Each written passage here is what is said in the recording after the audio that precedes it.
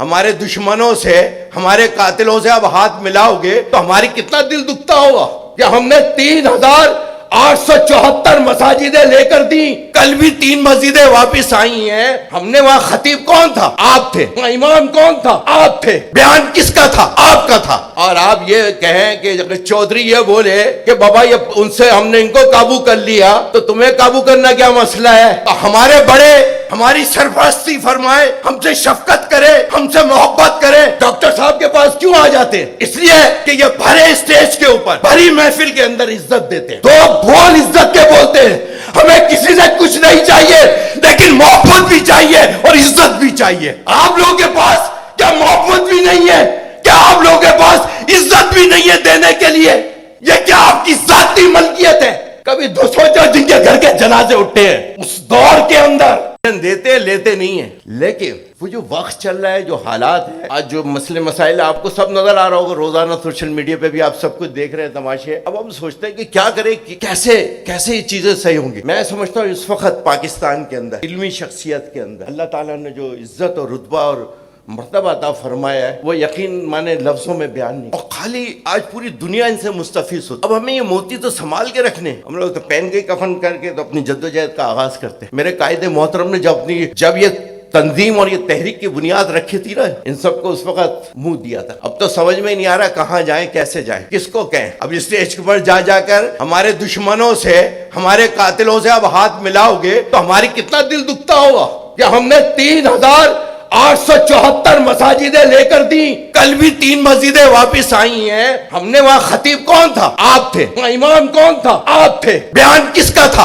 آپ کا تھا۔ اور آپ یہ کہیں کہ اگر چودھری یہ بولے کہ بابا یہ ان سے ہم نے ان کو قابو کر لیا تو تمہیں قابو کرنا کیا مسئلہ ہے؟ تو ہمارے بڑے ہماری سرپرستی فرمائے، ہم سے شفقت کرے، ہم سے محبت کرے، ڈاکٹر صاحب کے پاس کیوں آ جاتے ہیں؟ اس لیے کہ یہ بھرے اسٹیج کے اوپر، بھری محفل کے اندر عزت دیتے ہیں۔ دو بول عزت کے بولتے ہیں۔ ہمیں کسی سے کچھ نہیں چاہیے، لیکن محبت بھی چاہیے اور عزت بھی چاہیے۔ آپ لوگوں کے پاس کیا محبت بھی نہیں ہے؟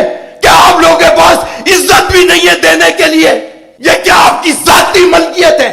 کبھی سوچو جن کے گھر کے جنازے اٹھے ہیں اس دور کے اندر، مفتی صاحب اس دور کے اندر، اور اگر کوئی ایک شخص کھڑا تھا اس دور کے اندر، جب میرا چہرہ مفتی صاحب کی طرف جاتا ہے تو پھر وہ ایک دم مجھے بات یاد آتی ہے۔ ہمارا معاشرہ تھا، خدا کی قسم ایک شخص کھڑا تھا جس نے جنرل مشرف سے کہا تھا کہ میں ان کی ضمانت لیتا ہوں، یہ دہشت گرد نہیں ہے، یہ دہشت گرد نہیں ہے، یہ دہشت گرد نہیں ہے۔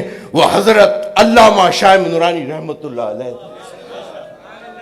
مرکز کے نیچے کھڑے ہوئے تھے، معاشرہ ہوا تھا، لیکن قائد ملت اسلامیہ نے کہا کہ یہ محبت والے، یہ سرکار کے نوکر ہیں، یہ جان تو دے سکتے ہیں، جان لے نہیں سکتے۔ خدا کی قسم ڈاکٹر صاحب کہاں ہے آج قائد ملت اسلامیہ؟ کیا انہیں ہمارے بارے میں نہیں پتا تھا؟ وہ ایسی گواہی دے رہے تھے۔ ان کے ساتھ ایک شخص تھے جو گاڑی چلا رہے تھے، مفتی جان نعیمی صاحب حیات ہیں، پوچھ لے جا کے ان سے۔ آج اس کی وجہ سے ہم لوگوں کو ہم بچے ہیں، شاید ان کی شفقت، اللہ انہیں سلامت رکھے، ان کی مزار انور پر کروڑوں رحمت و برکت نازل فرمائے۔ انشاءاللہ تعالیٰ پھر زندگی رہی، کبھی ذرا کھلا اسٹیج ہوا تو انشاءاللہ تعالیٰ، یہ وقت کی تنگی بھی ہے۔ ڈاکٹر صاحب نے کہا بار بار کہیں گے، اور ڈاکٹر صاحب کو انکار کرنا یہ نہیں، خدا نہ خواستہ جب ان کو روکا جائے گا وہاں پر جنت میں جانے سے تو ان کو اس لیے نہیں روکا جائے گا، اس لیے روکا جائے گا بھائی تمہارے ساتھ ساتھ کون تھا، ان کو بھی لے لو۔ علماء کی تو مثال یہی ہے، بھول لے جائیے ڈاکٹر صاحب کہ آج آپ کا روس کا صدر کھڑے ہو کے بولتا ہے کہ ہاں یہ اسلامی فوبیا ہو گیا، اس سے ہمیں نکلنا ہوگا۔ یہ فریڈم آف ایکسپریشن نہیں ہے، this is not a freedom of expression, یہ ہزارے رائے کی آزادی نہیں ہے، کسی کی محبوب شخصیت کو نام،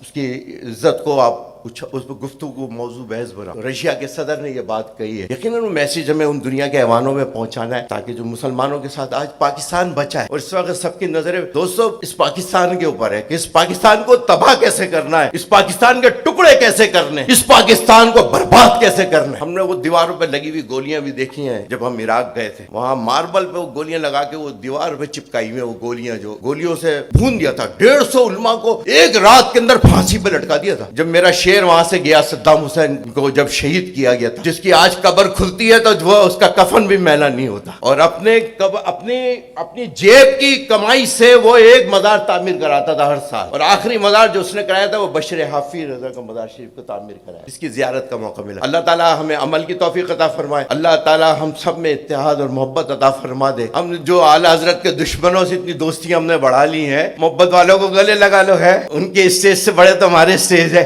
उनसे बड़ा मजमा हम कर लेते हैं। तो वो आप चलो, मसला किसी ने कहा होगा भाई आजकल तो कॉल पे चल रहा है पाकिस्तान, अब कॉल आ जाए जिधर भी चले जाओ, जहाँ जाने को कह दिया जाए, क्या ख्याल है? यही चल रहा है ना आजकल, यही चल रहा है, हमें भी आती है। लेकिन हमने कहा डॉक्टर साहब ये समझे कि हमें कॉल आई है तो हम यहाँ नहीं आए, आ गए डॉक्टर साहब। पाकिस्तान जिंदाबाद इंशाअल्लाह ताला, अल्लाह ताला हमें सबको सलामत रखे। जज़ाकल्लाह। इस वीडियो को अपने दोस्तों के साथ जरूर शेयर कीजिएगा और इस वीडियो में कमेंट करके हमें लाजमी तौर पर बताइएगा कि आने वाले वक्त में आप किस तरह की वीडियोस देखना पसंद करते हैं।